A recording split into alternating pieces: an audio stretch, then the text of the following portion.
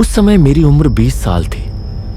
मेरी बड़ी बहन गर्भवती थी, इसलिए वह हमारे घर पर रह रही थी। एक रात अचानक उसे प्रसव पीड़ा शुरू हो गई।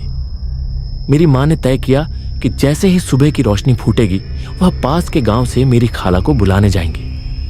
यह बताना जरूरी है कि हमारा घर राजबाड़ी इलाके में था और मेरी खाला का घर बाघमारा इलाके में। उस दिन चांदनी रात ज्यादा उजली थी और मां भी चिंता में थी, इसलिए उन्हें लगा शायद सुबह की अजान हो चुकी है।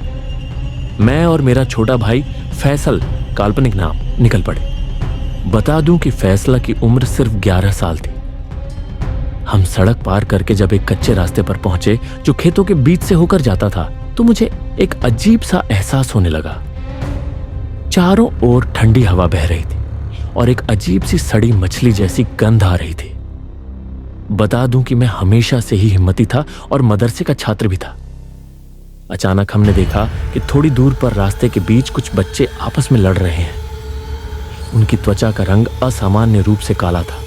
उम्र लगभग 4 से 5 साल रही होगी और उनके शरीर से वही सड़ी हुई गंध आ रही थी। डर के मारे मेरे पैर जैसे जम गए। फिर भी मैंने इन बातों की परवाह किए बिना फैसला का हाथ कसकर पकड़ा और दूसरी ओर के रास्ते से बढ़ने लगा। रास्ते के एक और धान का खेत था और दूसरी ओर बांस का झुरमुट और थोड़ा आगे एक बड़ी खाल, नदी नुमा नाला थी। जैसे ही हम बांस के झुरमुट के पास पहुंचे, बिना किसी हवा के अचानक एक बांस चरमराता हुआ हमारे सामने गिर गया। मैं बुरी तरह डर गया, लेकिन मैंने अपना डर फैसल को समझने नहीं दिया। खतरे को भांपकर मैं उस बांस के ऊपर से नहीं गया, बल्कि बगल से होकर निकल गया। जैसे ही हम आगे बढ़े, पीछे से फिर वही बांस चरमराता हुआ ऊपर उठ गया। मैं मन ही मन धुआं पड़ रहा था। तभी फैसला बोला, भैया कोई मेरा हाथ खींच रहा है। मैं पलट कर देखा, वही काले बच्चे थे। बता दूं, उनके शरीर पर कोई कपड़ा नहीं था। मैंने किसी तरह फैसल का हाथ खींचा और चलने लगा, लेकिन वे 5 थे और मैं उनका सामना नहीं कर पा रहा था। मैंने फैसल को कंधे पर उठा लिया और कहा, मुझे मजबूती से पकड़कर रखना। मगर उन्होंने फैसल को मेरे कंधे से खींचकर नीचे गिरा लिया। मैं उन्हें पकड़ नहीं पा रहा था क्योंकि उनके शरीर किसी तेल की तरह फिसलन भरे थे। मुझे एहसास हुआ कि वे हमें खाल की ओर ले जाने की कोशिश कर रहे हैं। जब वे हमें खाल में ले जाने में असफल हुए तो हमें थप्पड़ मारने लगे, मुक्के मारे और नाखूनों से खरोंचने लगे। मैं भी अपनी पूरी ताकत से खुद को और फैसल को बचाने की कोशिश कर रहा था। एक समय वे हमें खाल की कीचड़ में घसीट लाए।